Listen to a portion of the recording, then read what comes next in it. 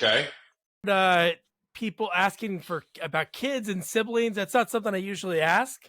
And then afterwards, I find out like, oh, that person's kid is in the show, or that person's brother. But like we talked Right. about so many of the beginnings for your brother, and I didn't never asked, and it never came up. So that's why when my buddy Jamie reached out to you, he didn't even put two and two together, like the last names, and of course, like with your father being, So are you the oldest? I know, right? I am You're the oldest, barely. Okay.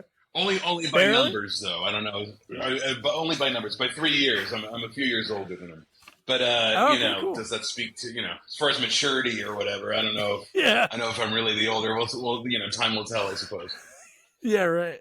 So you were more. So you were more of aware of like. I know he said his earliest memories were like being on set of going to like St. Elsewhere, but you were like more aware of who your dad was, right? Yeah, I would say, our experiences are about the same. It's not like, oh, well, I remember going to all these other things that he didn't because of some age difference. We have a lot of the same things. I might have a little bit more, like, of a stronger memory on certain things. Like, we would, one of my favorite memories, actually, as a child is we would, I have a memory of basically we would terrorize the St. Elsewhere set. So... it was a big, massive set that, from my memory, generally, you could sort of walk the map of the hospital. In other words, the hallway was connected to, an operating room, which was, it was actually a flow through. And so they would be shooting in, like, one hospital room, and my brother and I would have found, like, wheelchairs and were racing them down the hallway where they're not shooting and just constantly interrupting the takes and all these other things. There's a great story that I'm going to go ahead and pin on Griff. Sorry, buddy. Where from our memory of my dad was in a scene, and my brother and I are off to the side of the camera, and I believe it was Howie Mandel offered whichever one of us was willing to go just walk right in and ruin the shot right now. He'll give us a 20, right? And classic to our personalities, I'm just like I'm not like, I wouldn't, oh my God, ruin the shot. I'm not going to, like, I'd be too scared to. From my memory, at least, my little brother Griff, at the time, he must be 5 or something, without even hesitation, swipes that 20, walks right into the shot. And the director has to go, cut, what's in, So I'm pretty sure that the First Boys were pretty infamous at some of these sets. No doubt. So, I have no doubt in my mind. Yeah. So, like, when was it the point when, like, how did you decide, hey, obviously you grew up with everything being in it, hanging out at sets, your dad, I'm sure, I don't know if he's doing like line reading at home, but I'm sure just being around him, you understand, the part of acting. Did you think about acting first, or was it you always were in love with music, or? No, absolutely. I thought of acting first.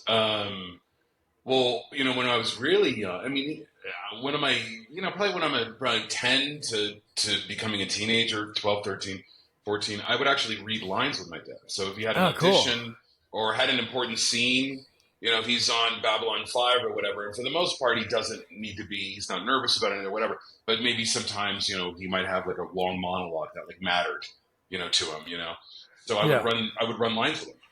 And then, my job was just to, obviously I wasn't like giving him acting notes. But it was really just to make sure he memorized the lines and then to feed him the ends. But that's we would do that a lot. But so yeah, definitely when I was young, probably when I was 10, I did a few commercials actually. Oh no way! For what, local stuff? Yeah. Cool. It was local, it was local. I did a pizza commercial that was based out of Arizona when I was like 9 or 10, and then I did a TV. I was on like a TV pilot. I just really wanted to be an actor like that. I'm like 10 at the time. But then pretty quickly, I sort of migrated over to music. What was it? I guess there was something about, I did enjoy acting and I liked that process, but then I would go into the movie theaters and just, it would be the music that made me go like, oh, that's what made movies 3-dimensional. Yeah. So I think that was it, as soon as I saw, Back to the Future in the movie theater. And then I have a distinct memory of watching Danny Elfman's Batman in the theater. You know, it's 1989 or whatever, so I'm 10, Yeah. 11. And that changed it for me. So then it was just from that point on, from like 12, I would say it's like, okay, no, I knew I wanted to be a composer from the time I was 12, like specifically Wow. film scores, which is probably weird, but I did. I don't know why. No, you felt it. You felt Mm. emotion. You're right. Like there's sometimes you can watch a movie and like if there's a scary scene that comes out in a movie, you can close your eyes and you won't visually see it, but the music can still give you that feeling of like what's happening in the scene, like what's coming up before even a dialogue says it, or maybe even you see Yeah. something. The music can like get you ready for it in a way.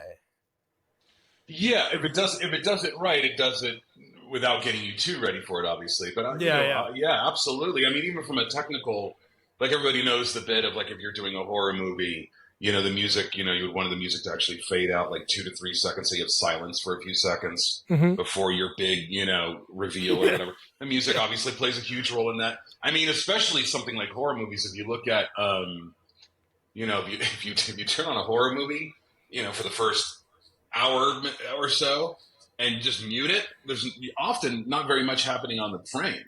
Yeah. A lot of that is being told with sound and with music, whether Yeah. it's ambience or stings or the other things. And it can really guide it in a really interesting way. But I also came up with, when movie scores were really big on themes in the 90s and stuff like that, you would walk away from a movie like wanting to hum the theme, which is not as much of a thing anymore, right? So I definitely was a fan of just sort of like the music almost being a part of the universe of the movie that you're building, and universe in a very isolate, in a very different way than one might mean it now. I don't mean universe as obviously like a Marvel movie, but like if you're setting up Forrest Gump, if you're setting up any of these other movies, that has its own world. What does it feel like? What does it smell, sound like? All these other things, and the score is a huge part of that. I think, in those kind of movies. No, I agree. And you mentioned Danny Elfman. Danny Elfman's like one of those people, like when I would be like studying for school or masters, or if I just need to relax, I can just, and what's cool about him, you can listen to all of his soundtracks and they sound totally different. And I listened to an interview with him. He was on Marin not too long ago, and he's like, I kind of like that. He goes, I don't like to do the same projects back to back. I don't like to do like a comedy to a comedy. He's like, it has to be like totally different. So I like adjust my brain. Anyway, I was like, that was pretty interesting. Right. Yeah, no, I agree with that. I mean, I know I've gone periods of time where I was doing the exact same kind of thing back to back. And it definitely, for me at least, hinders sort of that creative coming at it fresh thing. Because you start to just do sort of the same things. You just, well, I knew this worked on the other thing, and you're on a schedule. So, as humans, we're inherently lazy, right? We're going to reach to what we know. What we know will work, no matter how artisty we can be, how unique we want to be. So, so absolutely going from like an action movie to an animation thing, or going to, something of that nature, where it's such a different vibe, can be it's also a lot of fun to do that. Yeah. Because especially if you're an artist type, there's a chance you might be somewhat neurodivergent. So you don't necessarily want to, there's a monotony that sets in, that we crave, that sort of looking at everything differently. So I absolutely would agree with that. I've enjoyed writing music that I didn't even enjoy necessarily writing. I've done stuff where I would write an orchestral score, and then for like a commercial or a small video game, someone asked me to do like some sort of super EDM-ish, at the time dubstep-y sort of vibe, right? And it's like, that's not necessarily my vibe, but it was a lot of fun because I'm not in that world anymore. I'm not in my classical world anymore. I was fiddling with synth knobs and stuff like that, which is, changing it up's great. That'd be amazing. Awesome. So what were your steps like from 12, Batman changed you. You said, this is what I want to do. What was like the steps, like schooling wise? Was it a lot of at-home stuff, tinkering around on your own? Because you have some credits that are pretty, if you're that age in 89, it's like 98, you have like your first credit doing this. That's so you're 19, 20.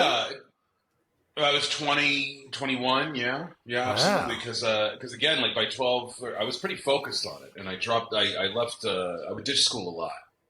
frankly. Yeah. So including music classes, because I was so focused on being a film composer that, certain, theory classes that are, specific to a time period, that I don't plan on getting into, I would, shove off or whatever, which in retrospect may not have been great. But at the time, being a teenager, I'm so focused, like, no, I'm going to be exactly like Jameson Howard, exactly like Alan. It was so focused. So I built my first studio from using like a cracked rip-off version of Cakewalk from an old, like a whatever they called it, an old PC, a 486 or something. Anyway, I'm starting to sound like an old man. Starting.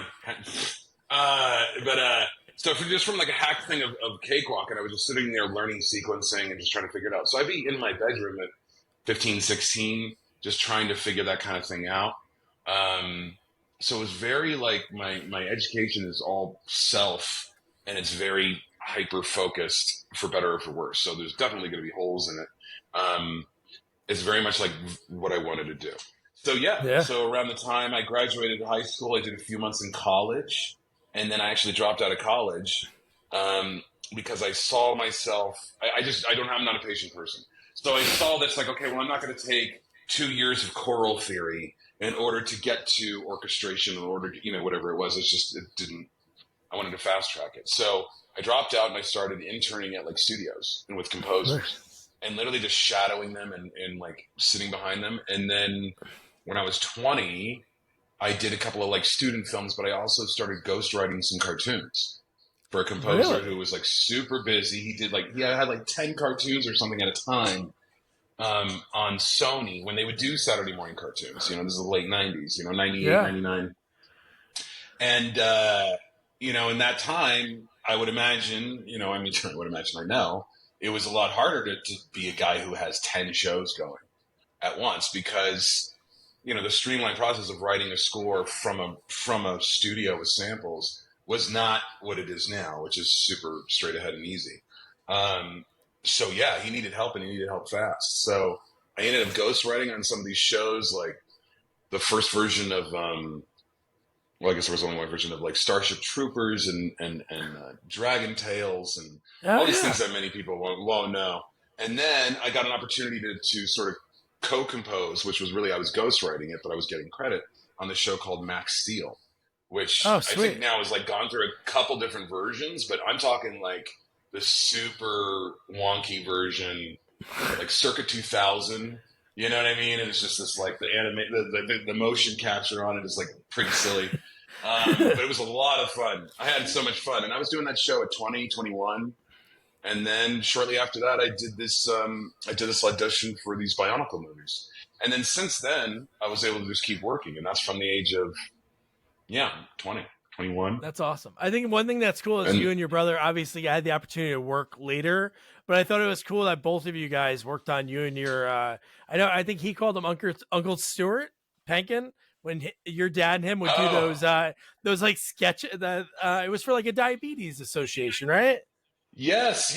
Oh my God, I forgot about that. Oh my God. Yeah, so he would do this like diabetes awareness thing, and it was like a parody movie, and it's like they're doing it on a shoestring budget, and we're working with Stuart Penkin, and it's been a lot of so that's how it starts. Is we would work together, and Dad would bring us in, and I mean, to this day, my brother and I sort of work together. That's cool. It's so funny. I think people see a lot of that sort of the Nepo baby thing, but there's a flip side to that of just the comfort and the trust that comes from working with family. Like somebody just like, that they're gonna encourage you to succeed with your ideas. It's all these kind of things, and all that sort of a lot of the political stuff that happens in this town can sort of go away. So I definitely understand the appeal of like working with family, because it's one of the few ways you can have that really genuine of just like, let's make a show kind of an energy of just like, it's not about this, it's not about that, it's not about billing, it's not about budget, it's not about that, it's about how do we put on a show, and just the excitement of that.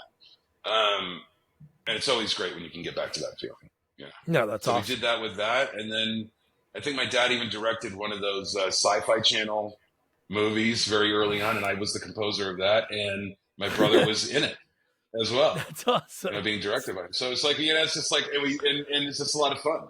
And then now he's producing all these movies that are just getting bigger and bigger. Yeah, And the Billy it's a lot Bob of fun one. that he calls me. Yeah, Yeah. the Billy Bob one.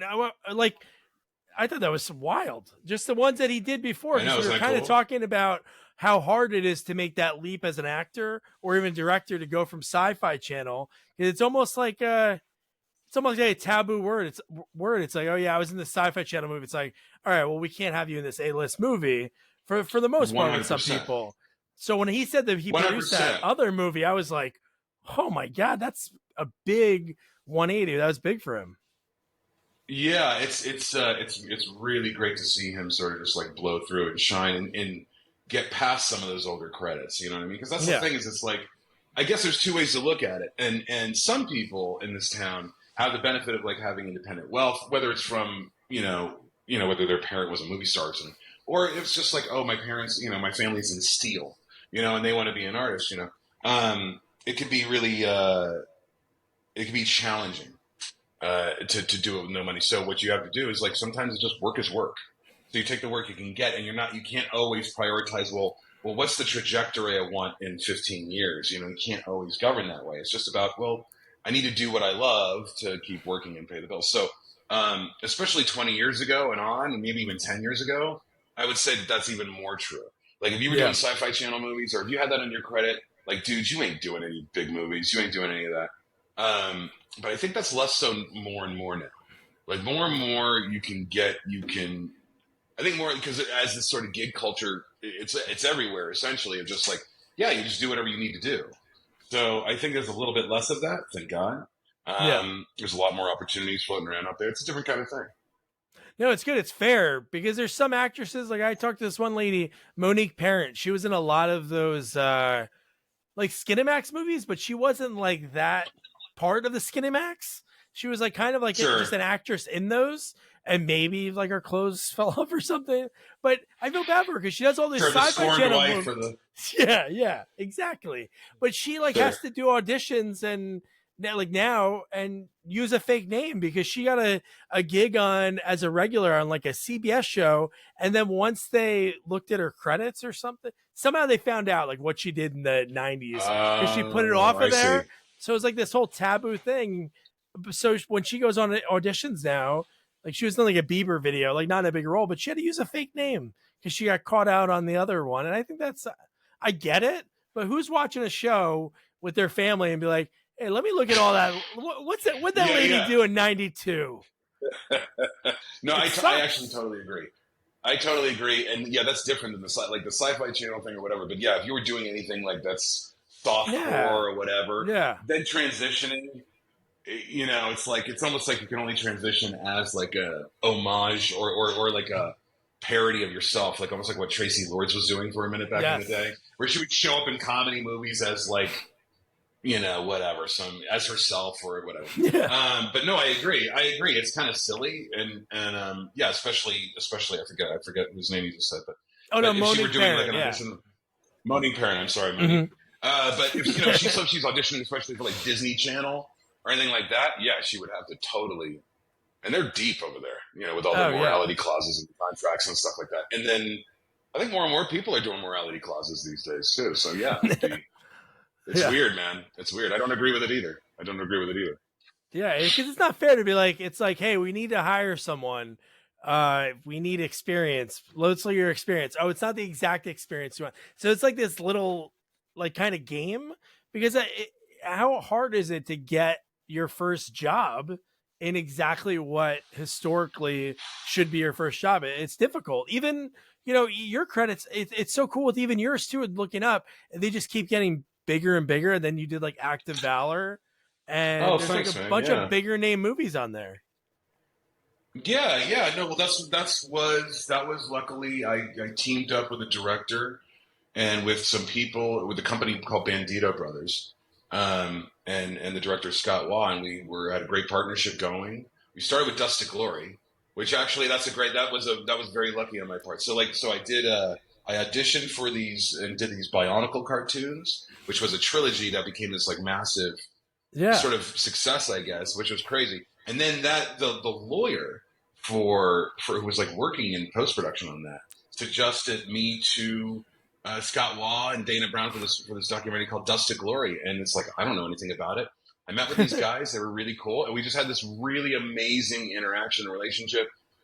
Where they pushed it, man. They would show up to my studio at 2 a.m. sometimes, but that was actually one of those things where it just really felt like that dynamic really felt like what do we do to just make a show? What does it take to just make something as great as it can possibly be, no matter what that means, right? And I always loved that energy, and so we did that, and then we did actually some like Navy short films as like a test in the aughts, and then we ended up doing Act of Valor, which became this massive hit. And then the dream right after that is we ended up doing a movie called Need for Speed together, which ended up bombing, but the experience was amazing. It's the only, well, it's not the only, but it was just a remarkable, and the DreamWorks team was just so incredibly supportive. It's getting into this sort of A-list rung for a minute, right? And like you hear that, oh, that's where the real trouble starts. That's where the execs start coming in and fighting you, and there's all these other problems, and there's so many people to appeal to, and all this kind of stuff. And with DreamWorks, I just found them to be so incredibly welcoming and kind. And they didn't have very many notes, but when they did, they were respectful but insistent. They want this thing, but they were very, just the way they went about things was just remarkable. It was just a dream experience, and I got to record at the Sony scoring stage there with like an orchestra. I met some of the coolest people who I absolutely cherish on that show. But yeah, man, just kept going up for a second. That was a good trajectory for a hot second. Yeah, and that movie, I think you do it while you can. Yeah, totally. I think with some of those movies, I don't know what else came out around then, like video game wise, but sometimes you get like those trends of here's this gaming, or almost like when we were like I was younger than you, but like our age gap's not that different. But like in the early '90s, with like Street Fighter and like Mortal Kombat. Well, the first one was good, the second one was not good. But you're trying to like create a movie based on just like pictures of characters. There's no story already out there, so you're trying to build something. I don't even remember playing those Need for Speed games. There really was a story. I think you're just like racing. I think that's all. Man. Yeah, you're just racing. So they were just building the story, and I don't want to overstep, but there was an earlier draft of the script that was definitely more video gaming. In that there were like certain gangs of things and stuff like that, and it was weird, but it developed over time into the movie it became, which wasn't, I think it is a better, may not be great, but it's a better movie than I think it gets credit for, honestly. Yeah. When it came out, this is what was weird. Oh man, this is weird. We were finishing it.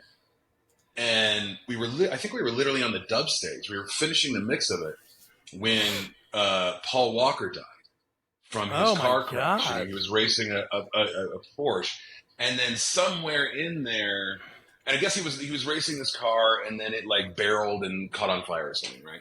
As cars might do when they do that. So in Need for Speed, there's a scene where somebody's car gets crashed and the barrel rolls and catches on fire. And there was this news push that sort of like associated those two things as if the team from Need for Speed like watched the Paul Walker crash. Was like, oh, we should put that in our movie. Like, no, nobody was doing. We were done. We were done with the movie. Like we were literally like fixing putting the finishing touches on it. And I remember that created like some sort of weird like Fast and the Furious versus Need for Speed. Like it was one or the other thing. It was kind of one of these kind of interesting things. So maybe that contributed to it. I mean, I know a lot of people have a different take on like what caused, why it didn't do well. I'm sure your viewers there might be comments that be like, because it sucked. I don't know. But then you got Aaron Paul, like when he was first getting hot. Yeah, dude, that's all Aaron that matters. Paul is a phenomenal actor. Yeah, just an amazing actor. And I was beyond the moon when I found out he was going to do the lead, because I was already like a psychopath for Breaking Bad.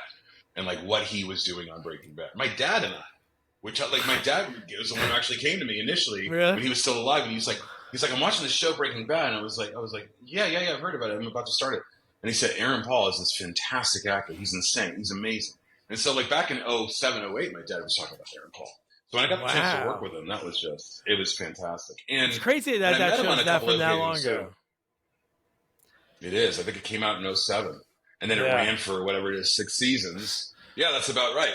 Because then I think he finished Breaking Bad, and then literally like the first sort of like thing he was going to do was he ended up doing it for Speed.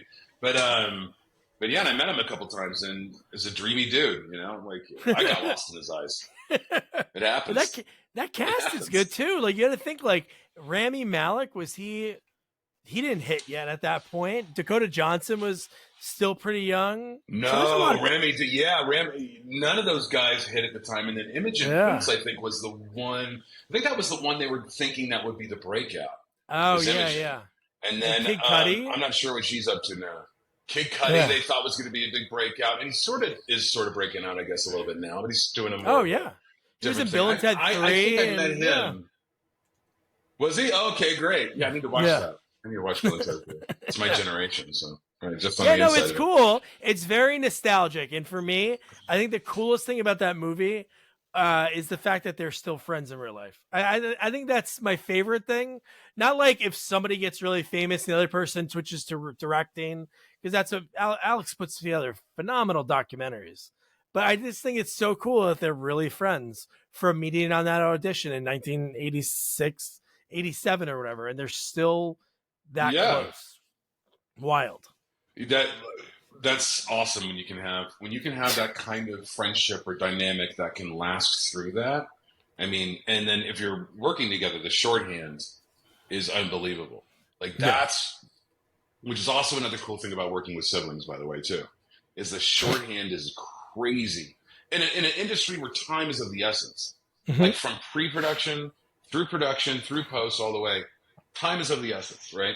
So if you have anybody in your life, you know, somebody who you're really close friends with or a brother or something, and you can go, you know, like the thing from The Thing, you know, from back in the, you know, like it's like, oh yeah. And then that just created like an entire setup. It's not a room full of people having to do storyboard setups and talking you through it or showing you music and how it hit. No, it's like, no, you know the thing with The Thing from whenever? Yeah, that, got it.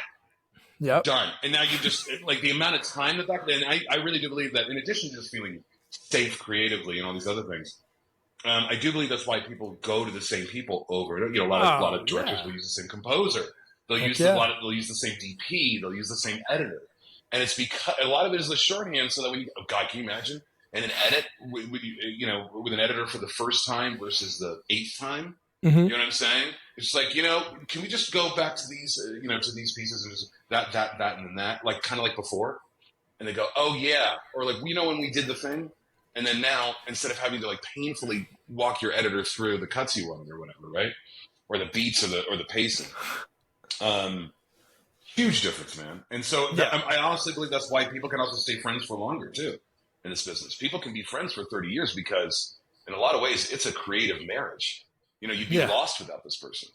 You know, after 8 films, so I'm sure, if you have a great relationship if you're a director and you have a great relationship with an editor, and that editor retires or passes away or something, I'm sure that your next, you feel a massive void moving forward, at least for a while. Like, just like you would if like somebody died in a marriage.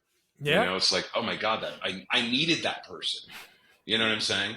And also the opposite happens, right? Which is just like, okay, we've done this many movies together. It's run its course. And we used to love each other, but now everything feels like it's work, right? Yeah.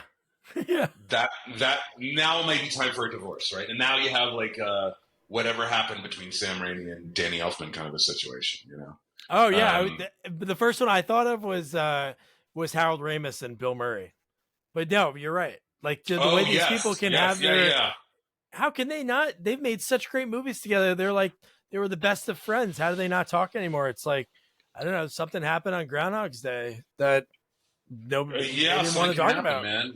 Yeah, there's a few of those kind of stories out there, and there's I think it's just one of those things where people grow apart, and it's not even necessarily it could be creatively, but it could also be personally, You Mhm. know, which in our world, it's, at least for me anyway, it's hard to separate my work from my personality, or my work from who I am as a person, right? Whether I'm doing music, which is what I'm generally, is what I'm known for, is what I've been doing for 30 years, Yeah. or whether I'm doing something else creative.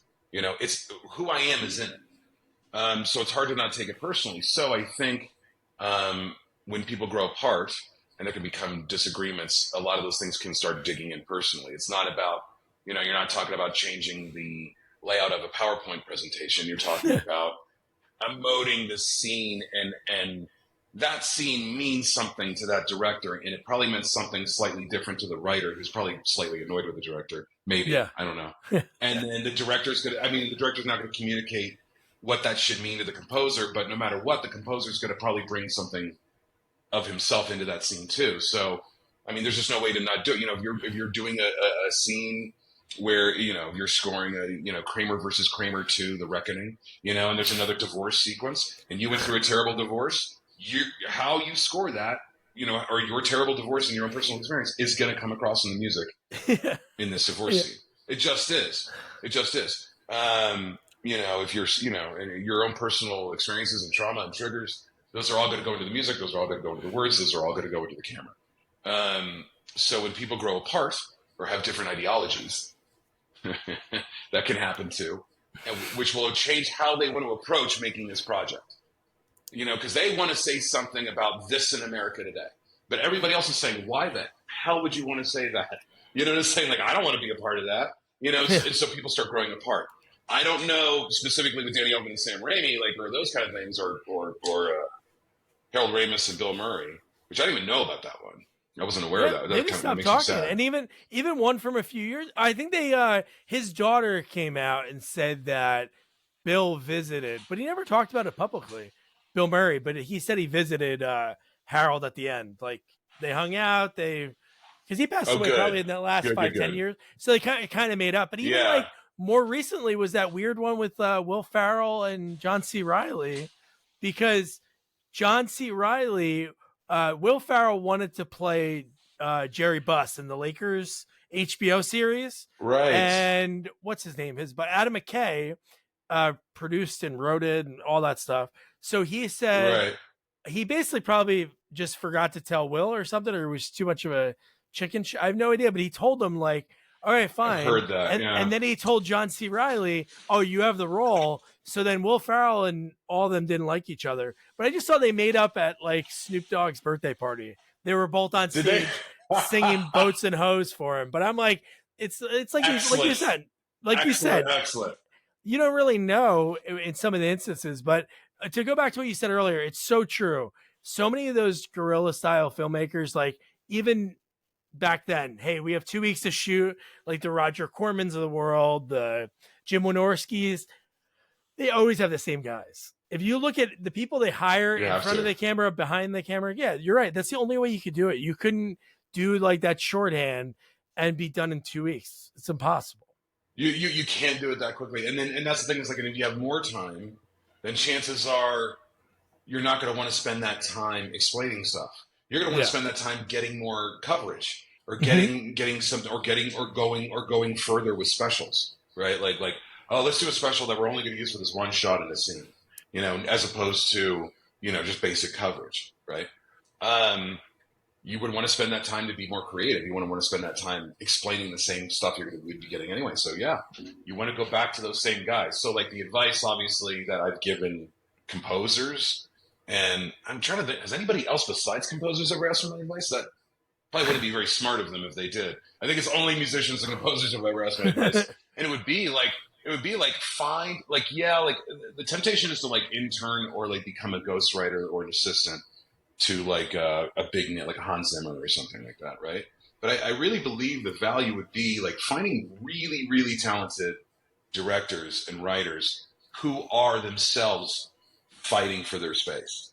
Like, they're not big already, like, and then, but and a lot of people's comment on that would be like, well, then some people, end up not doing much or whatever. But I think that there's a lot of value in just doing a lot of work in which somebody cares about all of that work. I think that's what's important, because I also did a few things that I in retrospect don't love. Yeah. So I have a bunch of those. I have a bunch of those Sci-Fi Channel, Lifetime, Hallmarky. It's either a 20 million-year-old slug that comes back up to eat people, or it's a divorcee who is living in a small town and getting a second chance at Christmas, or whatever it is, right? Yeah. And honestly, the way I survived on those was I would give myself assignments, because here's the point I'm trying to make, is like, they don't care. Like a lot. I mean, maybe someone would do now, and if you're listening, I don't mean you, but there's a lot of stuff where it's just like the people making those movies, writing it, directing it, just getting it to the finish line, don't really care about the material. They just need to get it to the finish line. So it's a paycheck, right? And that can be fun if you're a young guy like me, because it's like, okay, I'm going to do this entire score. I would do it as personal studies because I didn't go to school. So it's like, okay, I'm going to approach this whole score like Rachel Portman. I'm going to do a whole Rachel Portman personal study. And that's what the score is, because it doesn't matter. It's not going to be like, oh my God, this Nathan Furst score from Don't Take My Baby 12.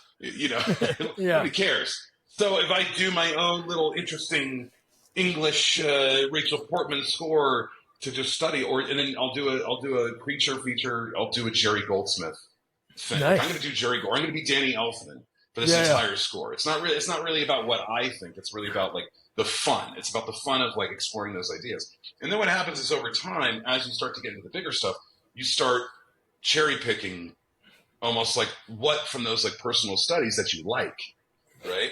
And that's how I sort of came up with what I feel like is my sound. And there are people that, call out little motifs and stuff that I borrow, from those kind of guys, and I will call myself out immediately. I wear that stuff proudly. Yeah. So if I'm doing something, as a matter of fact, my mixer, Mark Curry, fantastic, amazing mixer,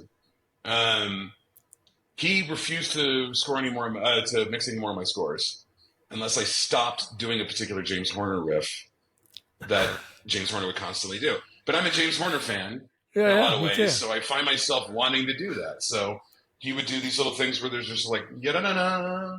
There's this little sort of like, it would be in a trumpet, or it'd be sometimes in low strings. But you're in a scene or an action thing, and it's like, wa-na-na-na, wa-na-na. It's just these little things. So I started stealing it because I like it. Same thing with Danny Elfman. He would do these like sort of builds. Anyway, but so those are the value of those. But I also think I did them too long.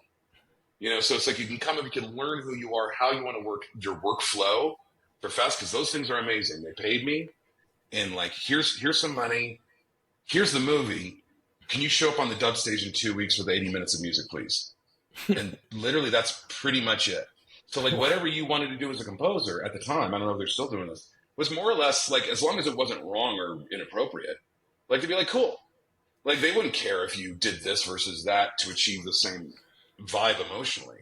So I would use it as a study. But then what happens is that over time, if nobody's pushing you to become more creative, you get into this monotony of just like sort of what me and some friends used to call music by the pound. You're not really thinking about it. You don't really care about it. You're just getting it done. You know what I mean? And I definitely would say, like, I did that for too long. I did that for way too long. Just doing like cruddy, small, I don't want to say cruddy. Lower scale things that are a very specific thing for a very specific audience. I did them too long. So when you find people, you can get stale that way. And I think that can be bad in the industry as well. And then if you're doing too much of the same thing, people will really hold it against you. Yeah. When you're looking at your IMDb or whatever else, you know what I'm saying? Yeah. So it's like, so if I say like, oh, I want to be the composer for Ant-Man, most people are going to be like, no. Why would we give that to you? Regardless of what the music might say, I'm not saying my music's worthy of that. But yeah, if that makes any sense. So, no, I know, but that's what it should be. It should be like the back of a baseball card. Like, hey, what are your, let's hear it. And then that's what it is. It shouldn't be like looking at what somebody did in their rookie year to see what they're doing now. I know. That's the one thing I don't like. A lot of that is because, yeah, what were you say? No, it's just not fair. I think if somebody can direct a movie that is on a Sci-Fi Channel movie, but if somebody visually looks at it like a producer or somebody and goes, "I want this guy to direct this next movie," then they go to the studio and it's like, "Oh, but this guy doesn't, you know, it looks good, but people are going to know that he worked on, you know." And I think that's, I don't know, it's ridiculous. It's crazy, shitty. Man. What was crazy when I was young? You know what I used to get? I used to get all the time. I was able to do when I was really young, and it actually got me a little bit of attention. You know, thank God. I was one of the earlier guys who was able to like produce a mock-up without an orchestra that kind of sounded like an orchestra. It never really sounds exactly like an orchestra, but I was one of the first guys that was able to. Oh yeah, I was called into a couple of movies to help some other composers. Like, hey, how are you achieving those strings or whatever? You know, that's very, very early. It's not anything you couldn't do now, you know, on your own, like your average composer. But at the time, we're talking about 2001, you know, and I'd be called in to help those guys out. I was going somewhere with this, but now I lost it. Total brain fart. It was good though. I know what it was. Fucking hell. Sorry, I don't know about cursing. Are we allowed to curse? No, you're good. You're good. Yeah, totally. All right, sorry, man. So it's that kind of a thing where it's like I would produce these like massive things that sounded somewhat like an 80-piece orchestra, right? And people would say, "Yeah, that sounds really good, but can you handle a live orchestra?"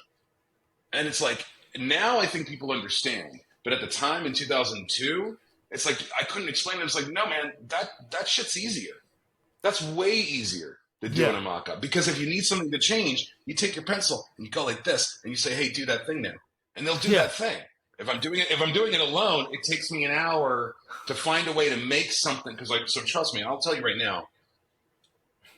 If somebody who's like intimately trying to make a MIDI mock-up, what they call a MIDI mock-up, you know, sample mock-up for you know, basically doing a orchestral piece of music, but only in the computer.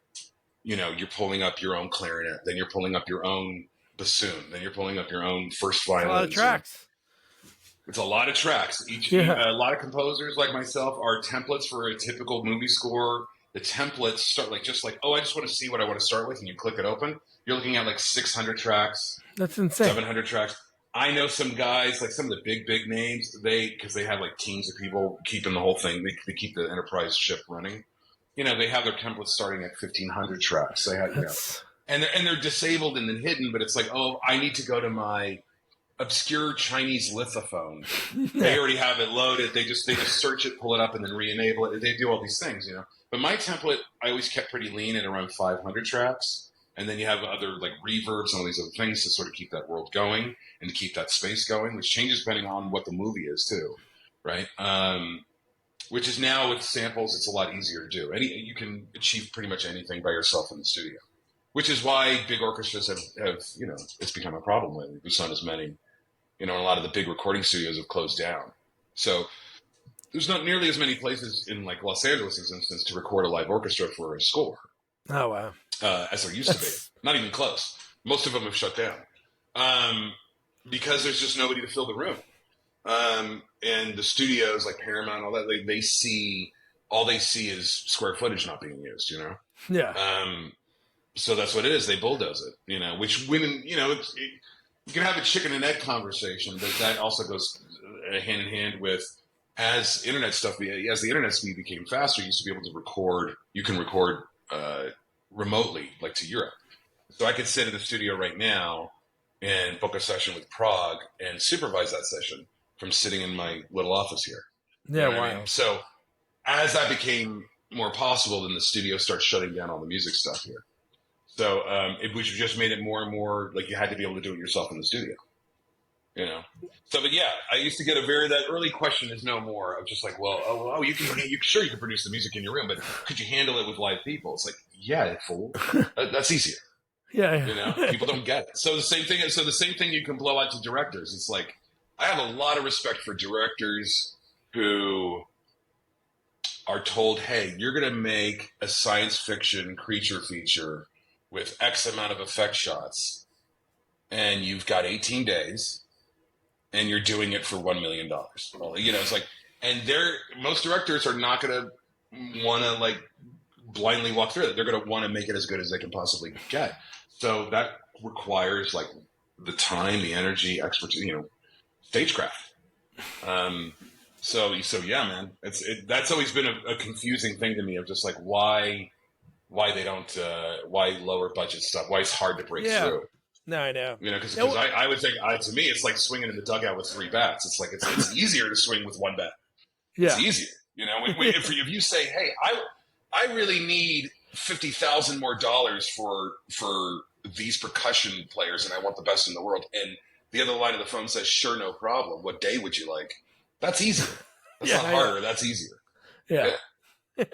So process wise, obviously when you're working with people that you have a relationship with, it's probably easier, just like the going back and forth. But like when you work with like a first time director and you're doing the score for the movie, what are some like what is the conversation? Are you watching the movie that they give you and writing down, hey, this scene 1, like how does that work? Like the back and forth of it? Well, that's what's crazy about movies, and it's like people will.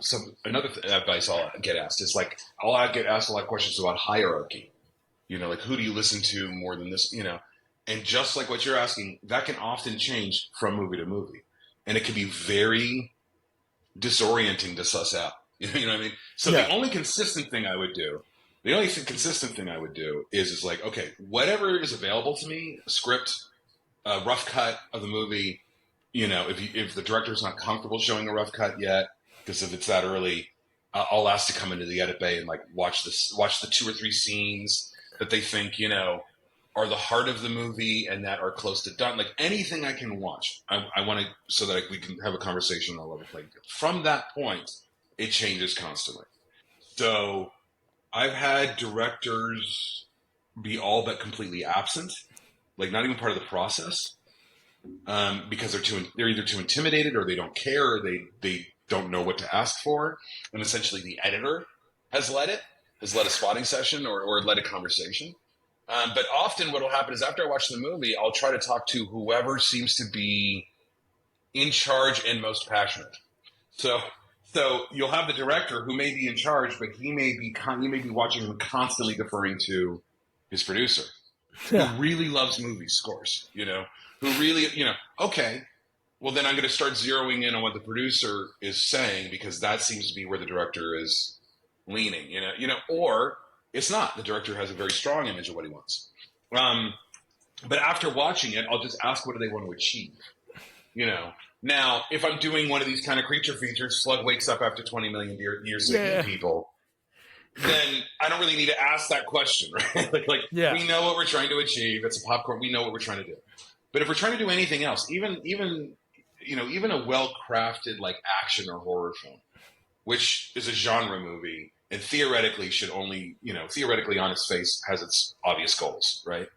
But a lot of times you'll have a director or a producer or whoever saying, to me, this is really a conversation about gun control, or this is really a conversation, and it may not even have a gun in. Like, who knows? It could be like, whoa, I don't know where you got that. Okay. So, but then at least that helps you go through because at the end of the day, they're approving everything, right? So you're not writing a score for your own satisfaction.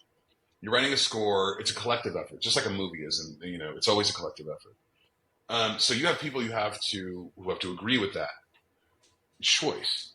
And brain farted again. No, it's okay. No, I was just wondering because you talked about like obviously like working with DreamWorks. You said that it was like quote unquote dream to work with them because it was like an easy back and forth. I could find if there's too many cooks, that's why it's great to have a relationship when you're doing the scores and then they're listening to it with the scene and seeing how it is, and then the back and forth. It's because music is so important to a scene. Obviously dialogue is, but dialogue shot on the set, and the movie is already done and the music is for the most part. Yeah. So like I always say, like, I only talked to one other composer ever. I talked to Peter Bernstein. So obviously his dad, he had a pretty good, he didn't want to do it. He wanted to be a rock and roller, but then he just got to the point that he just wasn't getting to the point that he wanted to, even though he told me some of the bands that he opened up for, they were really cool. And here's like a really cool story that I'm sure maybe you never heard of, but he went to school with Peter Landis. is Peter that right? Bernstein did. So John Landis. So John Landis went to high school with him. There was a bunch of other famous people. But Right. when John Landis was doing Animal House, he was really young. But since he used to hang over at the house with Peter and he talked to Elmer a bunch, he said to, was it Universal, right, that did Animal House? Or Yeah, that's Universal. Yeah, exactly. so he pulled a card out during a meeting with Universal. He said, well, you know what? I'm going to have Elmer Bernstein's going to score the movie. So they're like, bullshit. So they That's called the great. house and Elmer picks up and he says, yeah, I would score the movie. And it was like this one of those moments, because I don't know if John would have he might have got the movie anyway. Maybe it was like a moot point in the story. But he goes, yeah. So from then on, his dad for like, I think he said 8 years, his dad got over doing comedy movies because he was doing like Right. the Great Escape. But he did like, if you look at his IMDb, there's like a turn at Animal House that it's all comedies. Stripes, That's like, really at funny. Ghostbusters. But yeah, just because he was buddies with him and he got him to say yes to it. And then his career kind of took this turn that he's doing every big comedy for like 8-10 years. But Yeah, but of course, and all of those are sprouts of Animal House. They're I know. all, Oh yeah. like I like you can almost describe those movies as it's those 80s goofy like Porky's or any of these other things. It's a post Animal. Those are post Animal House comedies for sure. It changed everything. Animal House really changed everything, and your dad's role in that movie, to go off on a tangent, is phenomenal. Please, because he was that guy that everybody. If you watch all those movies after Animal House, there is a guy that is a Flounder type character. It's wild that it changed. It really changed everything. I'll show this one. My dad had a great story about just how brutal Hollywood is sometimes, right? His story is that he went in one time and read for a part, right? And on the sides, the sides are like a little piece of the script you get when you go into audition. And it was described as a Stephen Furst type. Okay? That's amazing. Not kidding. According to him, it's literally written on the sides, Stephen Furst type on it. He's reading for it. He didn't get it. We ended up going with someone else. But yeah, so like basically that character that I mean, I haven't read the script on the page. We have copies of it, but I haven't read the script on the page. But I'm assuming his character's on the page a lot. But obviously, what my dad was able to sort of like massage out of that and bring to life out of that, created its own sort of lovable naive. You needed a lovable naive character, preferably fat, preferably overweight, right?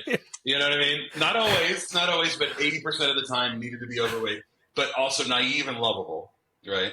And that became this whole archetype, which was really funny. Is like because while he was not like that, there was a part of him that kind of was. So like kind of like what I was saying before. It's like no matter what you do, who you are goes into the process. You know what I'm saying? So there's absolutely parts of him.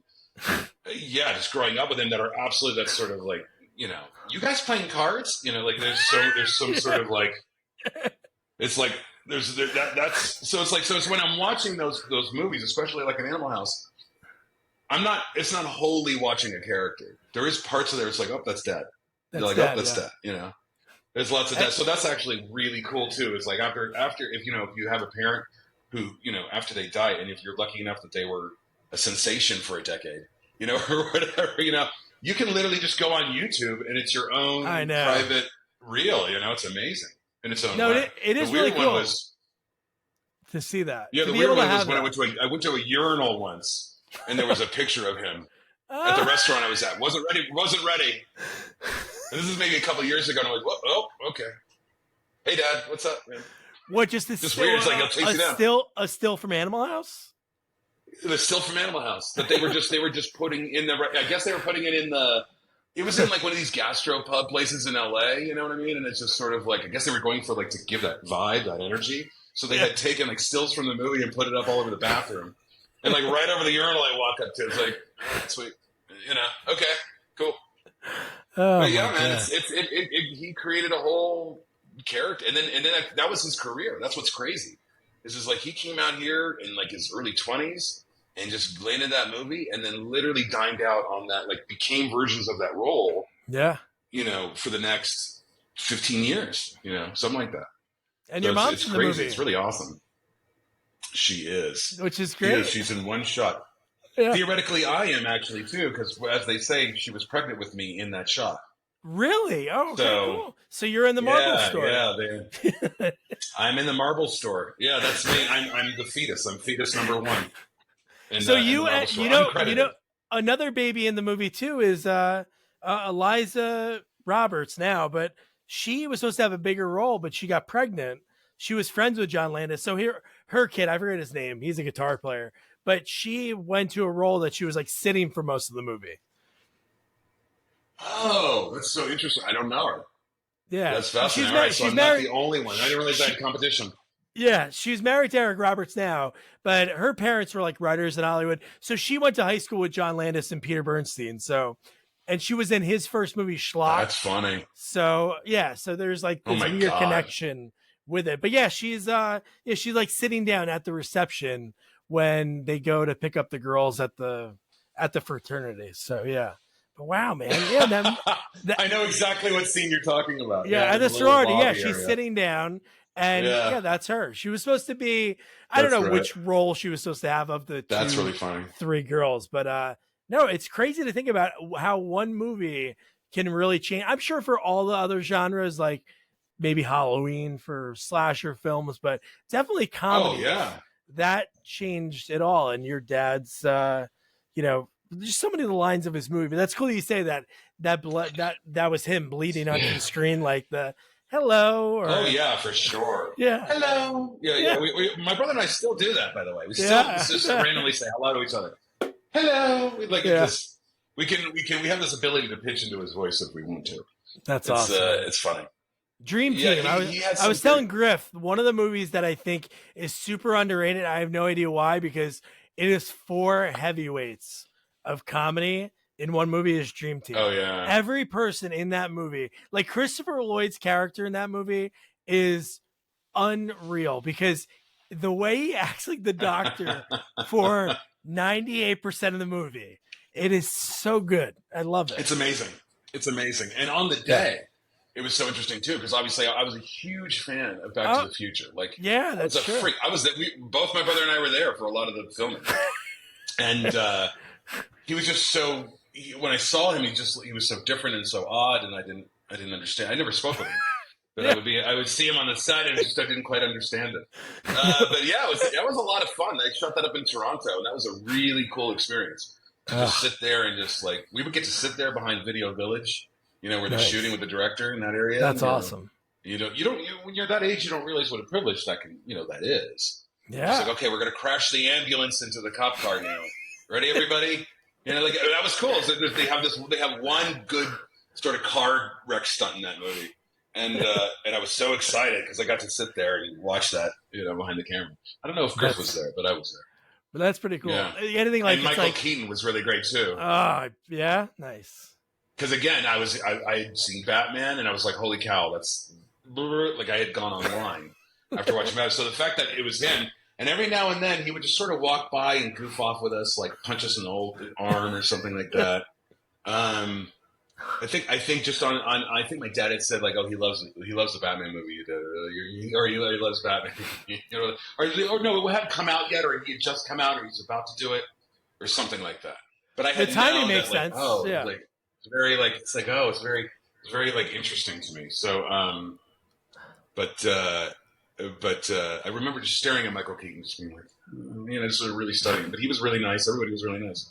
It was an amazing experience to just be there for all those things. Yeah. Especially being a kid, you get exposed to it, and you can be like, hey, this is something I might want to be involved with. But especially you guys, it's like it was a must. We were intimately aware of show business and making movies and all that. I mean, very early on, one of our first memories is in one of our houses. We made an interactive haunted house and then tried to charge neighborhood kids for it, like as a theater sort of thing, and created different elements, to that would get scarier as you went further along. We were very, very young at the time, so it's like and then there was another time we had a playhouse that we ruined. trying to do our own stunt show. So we actually it was a 2-story playhouse that we rigged by sawing it almost in half, and then Griff would jump out the end of it while the rest of it collapsed, that kind of stuff. So we were trying to find ways to stage stuff from very early on, and we were very acutely aware of the concept of creating a show or a concept that looks like we're doing something that we're not. And what is it? And what does that mean? That kind of thing. It's like, oh, let's make it look like we're doing it. So we were trying to put on shows very early on, man. Yeah. And so we were very aware of that. Absolutely learned. Yeah, when you're around that stuff, you can't help but learn it. Yeah. One movie I have to ask you about, because obviously you have a ton. It's not like whenever I talk to people, we go through everything. But I don't know why I've always been obsessed with those movies, but those 12 Rounds movies. And I watched the one that you did. The Randy Orton one, because that's what WWF does. Oh, it seems. God. They always do the first movie is Cena, and then the second one is like Orton, or then they do like the Miz, like they made like a bunch of those Marine movies, but like that one, Randy Orton, it's like obviously he probably makes a ton of money from wrestling because he's still doing it, but I'm like, this guy's he's not bad, and they're cool. The concept of the movies is such an 80s vibe. Like I could see a movie with like Stallone or 100%. Arnold, It's completely unapologetic. What I now call, I tend to call them Rambro movies. Yeah. They're Rambros, and Rambros are great. Rambro movies are great. They're a very specific thing. It's absolutely an homage to the sort of super cop superhero of the 80s, the super justice guy. Mm-hmm. Holding, double machine guns, shooting everybody down. It's always an homage to that. It was a lot of fun. That one was one of those ones that went really fast.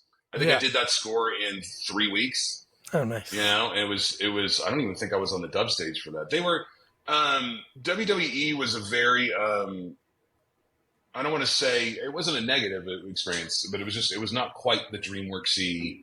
It didn't feel inclusive, and it was more about just, do this, we want your music, just do this. Yeah, do very, do the thing. Do, that thing, that's good. Like this thing I'm doing here, it's a lot of that. Yeah. It's like, and there's a lot of that. There's a lot of that in Hollywood in general, by the way. It's like somebody will be telling you that you're amazing and they love you, but somehow the face isn't, it's like, we really love what you do. Yeah. We really like what you do. It's very good. But it's like, is it? Okay. Yeah.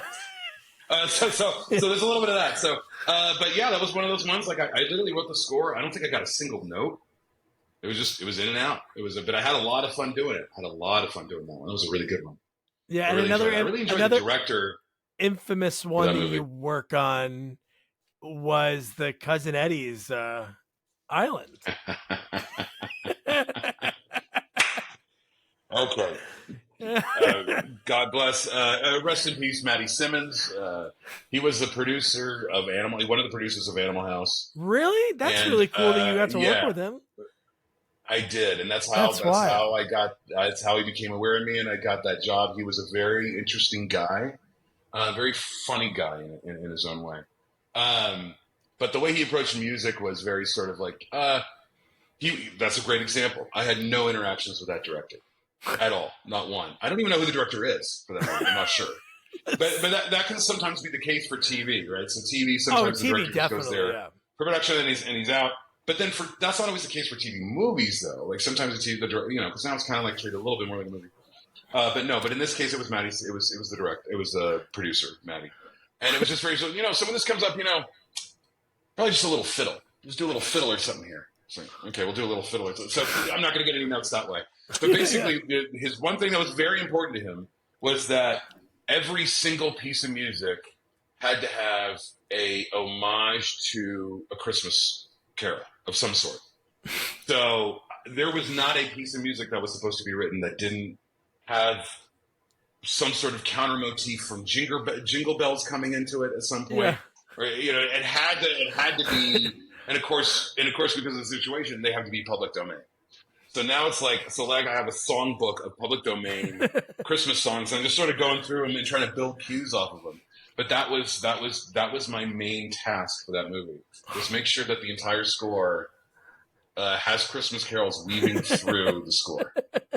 but keep it like, try to keep it like a big adventure, you know, in the sort of vein of what the vacation movies had done, where it was like orchestral, but it was silly. But then sometimes, you know, the very early vacation movies kind of almost started doing like that 80s disco thing sometimes, I think. Yeah. Where the car's going and, you know, this sort of like that kind of stuff. But over time it went away from that, went to more of that sort of like grand orchestral stuff. So, but yeah, man, that was the goal. That was a very interesting movie. It was, and you were young at that time. Obviously, you have your dad to lean on and other people, but you're like 25 getting, or 24 getting like 20, kind of like 24, odd, like odd, not an odd note, but it's like, okay, do this. Oh yeah, you got to add this, and so it's got to be like that's difficult. Yeah, and didn't go to school, by the way. So yeah, I know. There's no music theory training. There's just whatever I did. Whatever I was capable of doing. So there was definitely a little bit like, okay, you know. So it was just about, yeah, man, that's what it was. I was 24, and it really just comes down to, you know, what you learn growing up in this business is, well, one thing my dad taught me, at least, probably both of us, is that it's the concept of, especially in the world of show business and stagecraft and all these other things. It's like if anybody else, if another human being, if another person who quantifies as a human being is capable of doing it, then how hard can it possibly be, right? So if you start everything from that point, it's like, okay, well, I don't really know what I'm doing, and now I got to weave in traditional Christmas carols into an orchestral film score that gets delivered in 5 to 6 weeks, fully produced, without a live orchestra or anything like that. Yes, I can do that. Yeah. You know, and then when you hang up the phone, you go like, God, how the hell am I going to do that? But you just do it. Yeah. Yeah, absolutely. But you don't say it on the phone. You just say, oh, yeah, I got that. No worries. And then you figure it out, you know, and chances are you'll figure it out, which is what I did. Is that, you know, I don't think I won any awards that year for that. Or any year. Yeah, man, it was a lot of fun. And that kind of stuff was always a very valuable education. And at 24, I was just beside myself, thrilled to get that job. Yeah. Absolutely thrilled. And nothing short of it. And to this day, I'm very, very grateful for it. And that was when, you know, that was a different budget level too. Like, you know, the budget for those things is not what they would do if they were making that movie now. It would be made for a fraction of that now, you know. So I'm grateful for having gotten to do it at the time I did it, you know. Yeah, and I think when it comes to schooling, I think, especially when in this, I'm sure there's so many people that are in Hollywood that, you know, in front or behind the camera. I just always think when it comes to like creative things, if you go to school and somebody's teaching you and I don't know, 20 people how to do a certain thing, obviously there's things you can take from it, but when you're learning on your own, you're learning at your pace and putting your like fingerprint on it. It's like, I don't know, like if somebody like Stadler is one of the famous acting schools, right? Stadler or Statler. Stadler. I don't know that. One of those. I'm not. I'm saying like they have 12 people in a class at a time. All those people are learning to cry the same way, do things the same way. So it's good to see people have their own. You know, you're putting your own different touch. The way you look at it is going to be different than the people that went to the same music class, and I think that's something that is important. I know, obviously, it worked out for you. I agree. You know? Well, it didn't. I mean, I know I have. You know, there's going to be potholes in my knowledge and education. But what's good is that that's where, especially if you have the time and budget to like work with live musicians or all these other people, that's where you can rely on what their experience is. Like, this is what I'm, just like a director, right? Like, this is what I'm looking to achieve. A director, and that's actually a big difference that I find that makes composing a very underappreciated thing is that I see it as like a composer literally has to write the script, direct the movie, produce the movie, edit it, deliver it, like the same idea. We have to produce a concept from beginning to end and deliver that thing. We really need to be able to do that completely on our own. We need to be able to orchestrate, compose, produce in the studio. You know, every little aspect of the process. We now need to know. Back in the day, you could have multiple people doing those things. but it's a very underappreciated appreciated thing to do that. Oh yeah. There was a point where I was rolling it back. I'm losing it again, but somebody watching will understand the point I was trying to make.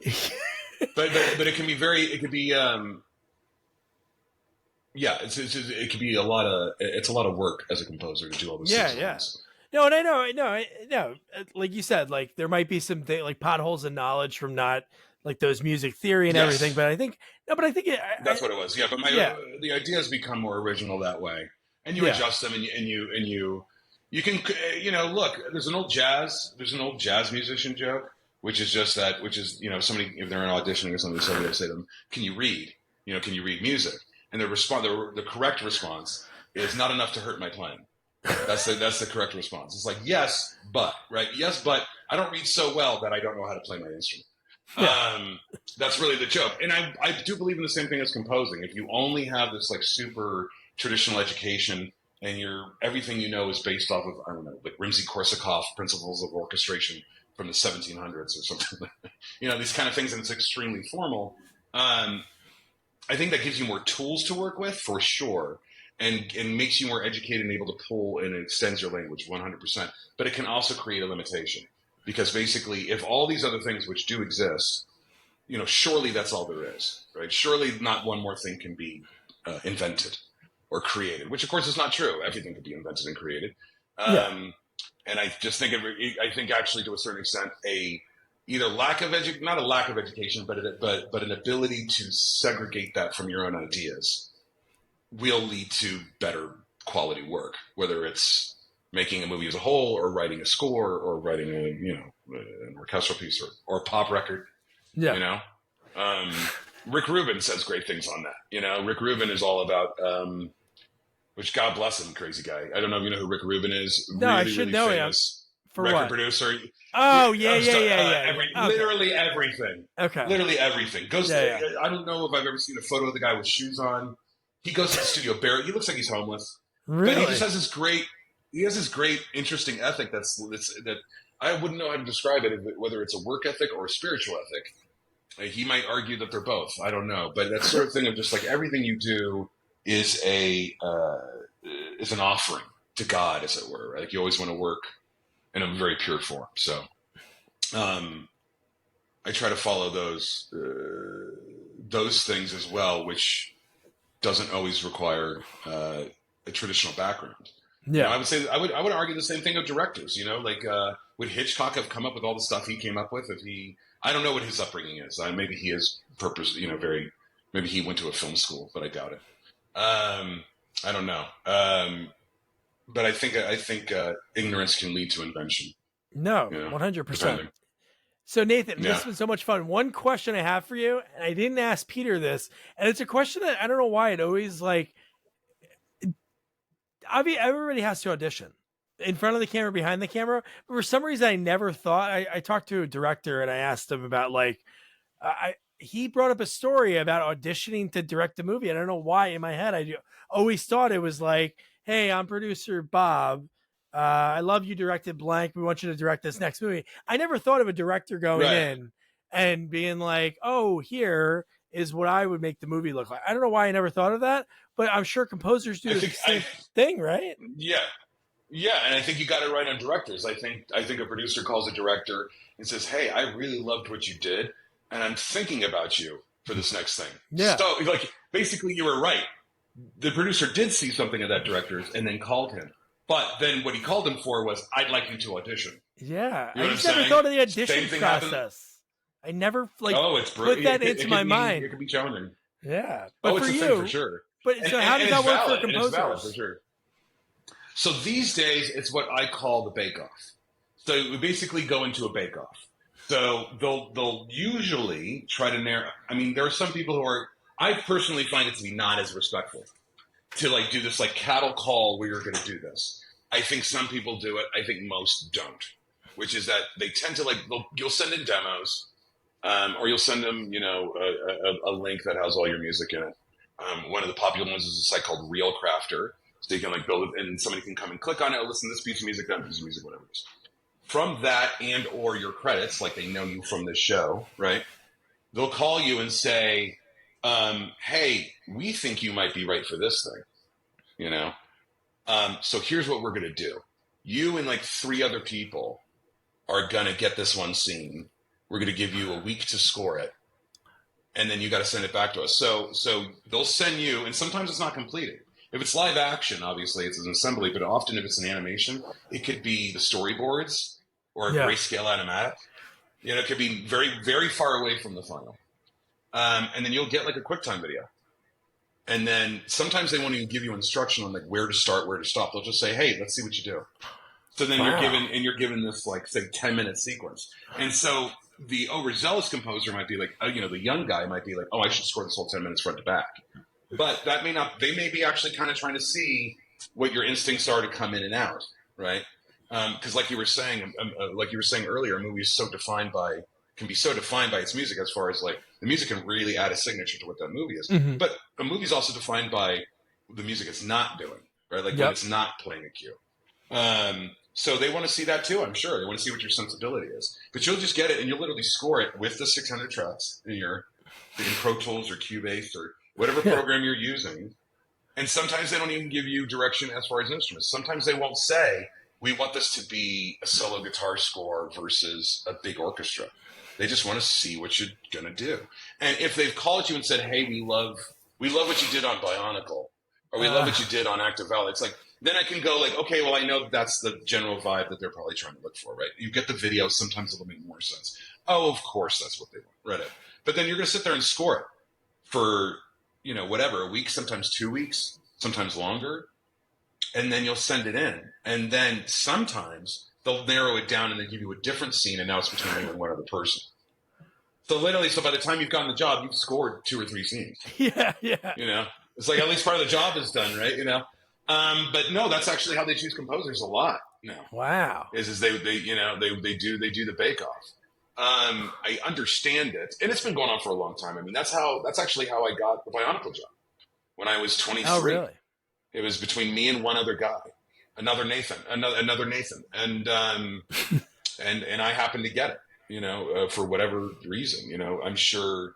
Like I'm very reluctant to say that my music was objectively better.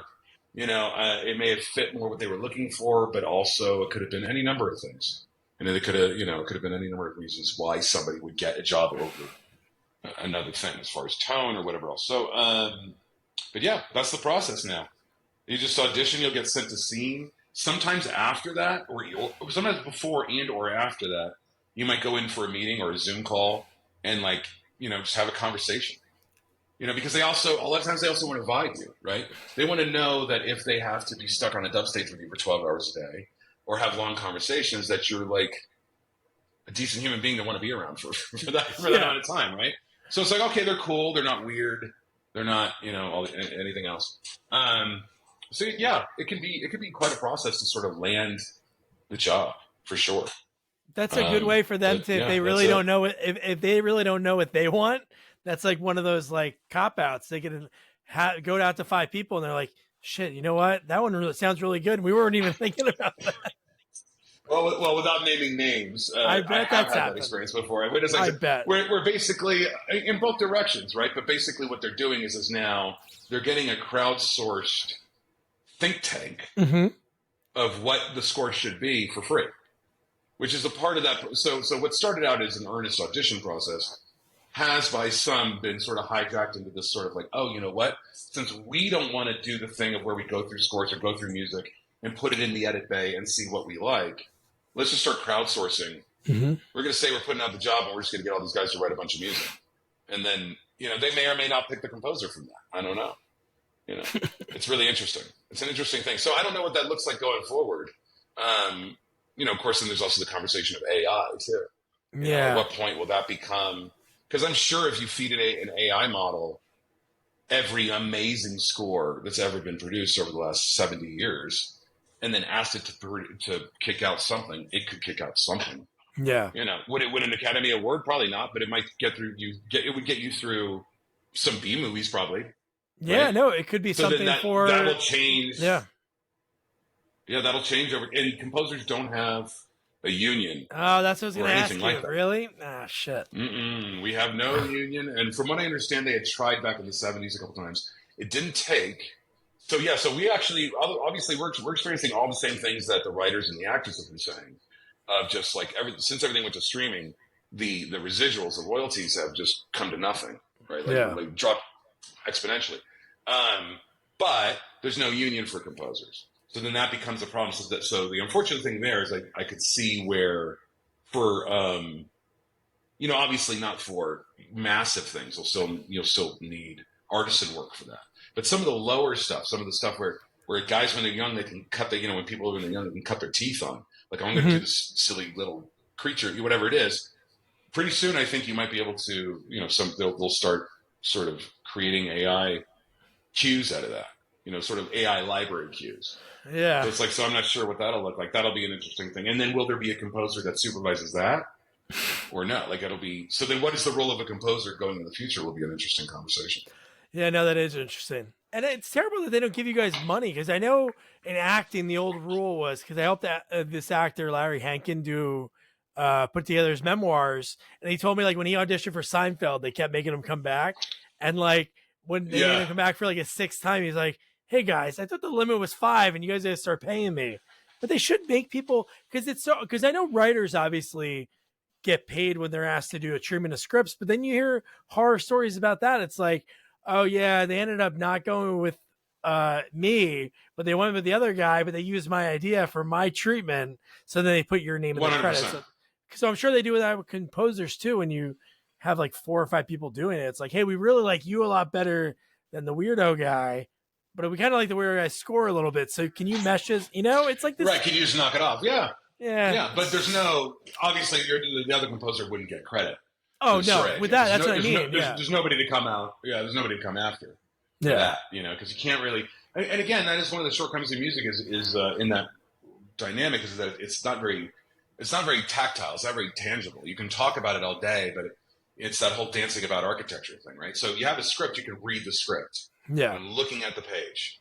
Music, you have to listen to it and digest it, and it's so variable as to like how people process it. So it's all over the map. Yeah, man.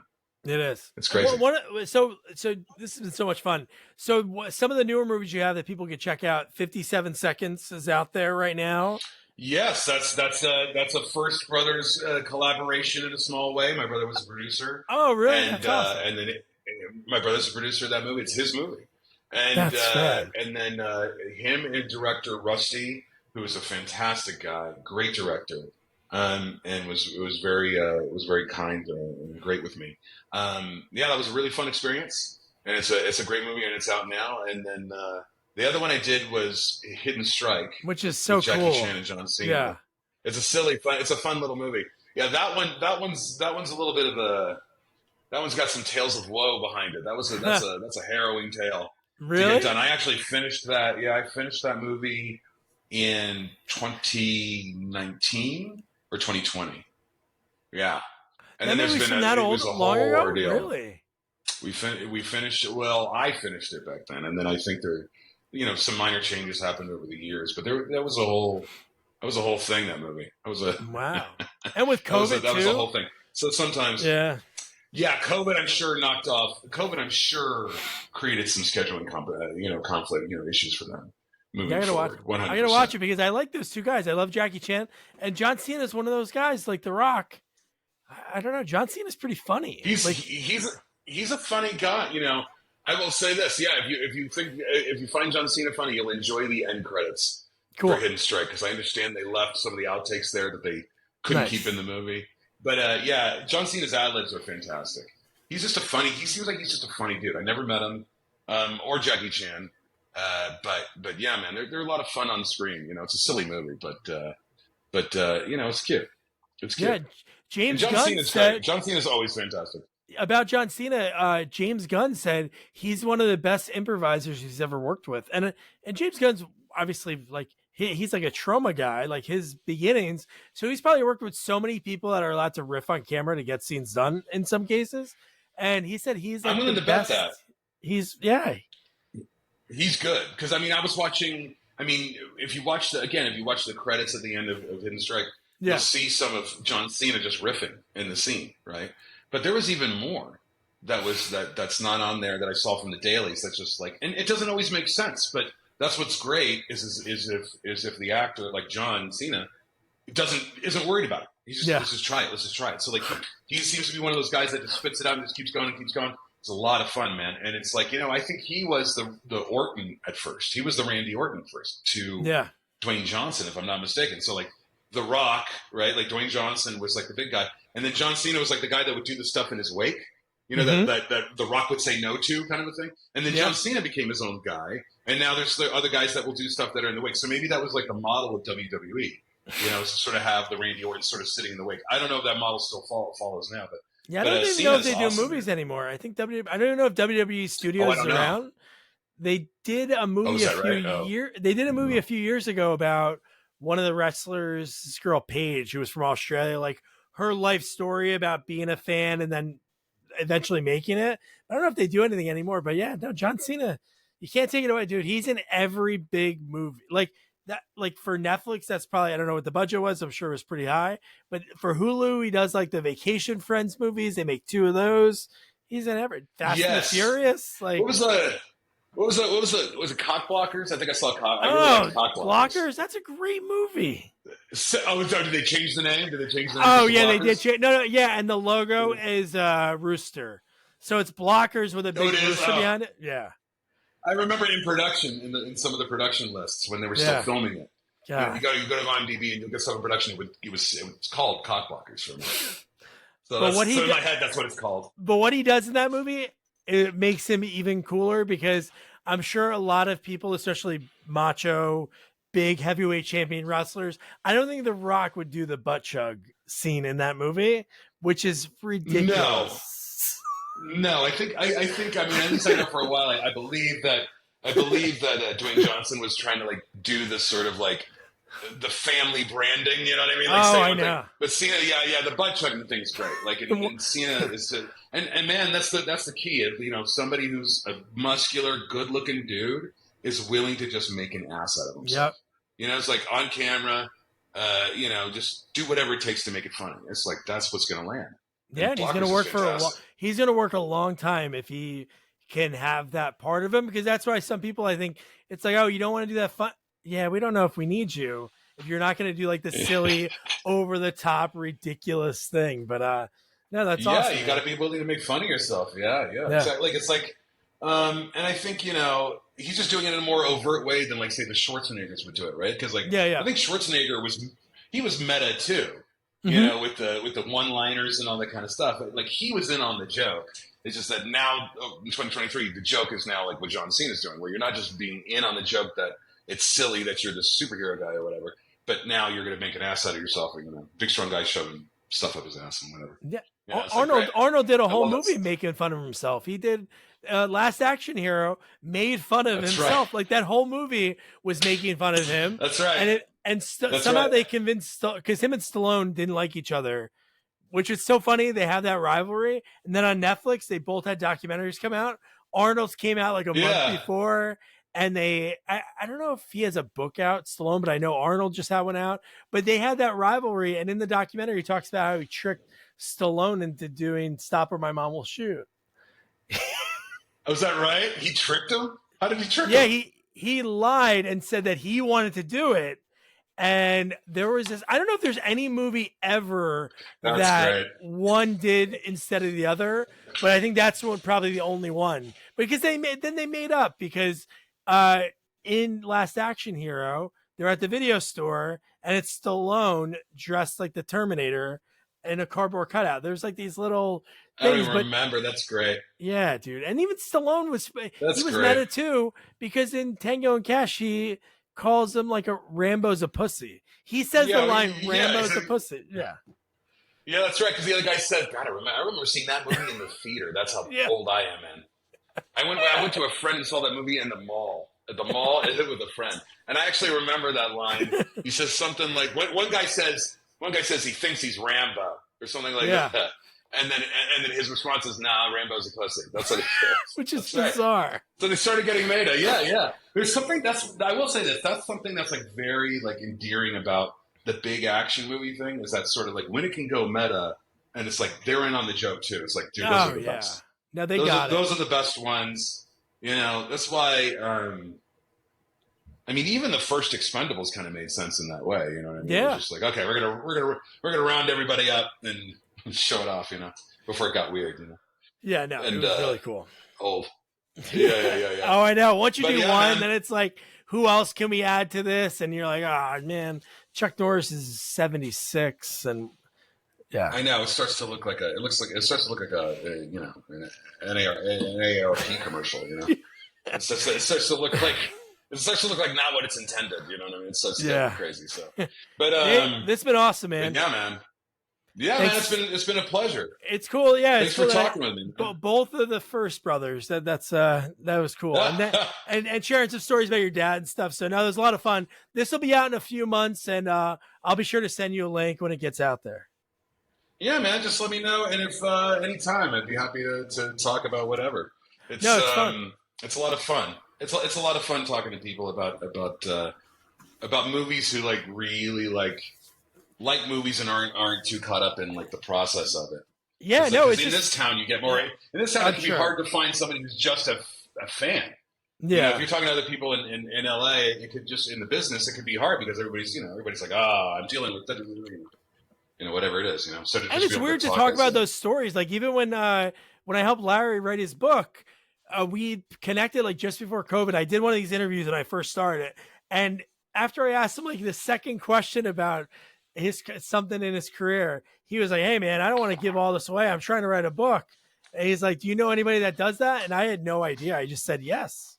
Kind of like what you mentioned, like when people say, hey, your dad taught you. I go, yeah. So as soon as I got off the phone, I like researched like, how do you do books? What's the way to do it? And then COVID hit. So like every Saturday, which I don't know why the hell Larry had to do it on a Saturday, but it was like every Saturday for 2 hours, I go through like sections of his career and a lot of stuff he didn't remember. And he was like, it's so funny. You don't do this stuff. When you see a guy that you worked with on another movie, it's like, hey, how you been? It was like that. He's like, you never retell these stories. So it's so hard. So I was finding myself making these clips for Larry to watch beforehand because he wouldn't remember because it was so long ago. And a lot of times he was on like 1 or 2 days on things. Like he remembered Friends because he was on Friends, like, as a sort of recurring character. Seinfeld was a big deal because it was important for him, but he had like 200 credits. But it was cool for him to remember because he was in Escape from Alcatraz when he was really young. It was like after he did like doing like a lot of comedy stuff. Somehow we got that role as being like the third guy to Clint Eastwood in that movie. So he had some like fucking wild stories about working with Clint. That's wild. Yeah, and he lived in San Francisco, which he was already up that way for a while because that's where he did improv. He was like one of the first like, traveling theaters in a way. But no, it's fun. Maybe that's how he got part of that job is they didn't have to pay his per diem or something. So that was local. Yeah. But no, that's been fun, man. Enjoy the rest of your day. Thanks for taking time out of it. And we'll talk soon. My pleasure, guys. My pleasure. Yeah, man. Until next time. All right, Nathan. Thanks, man. All right. Take care. Bye. Bye.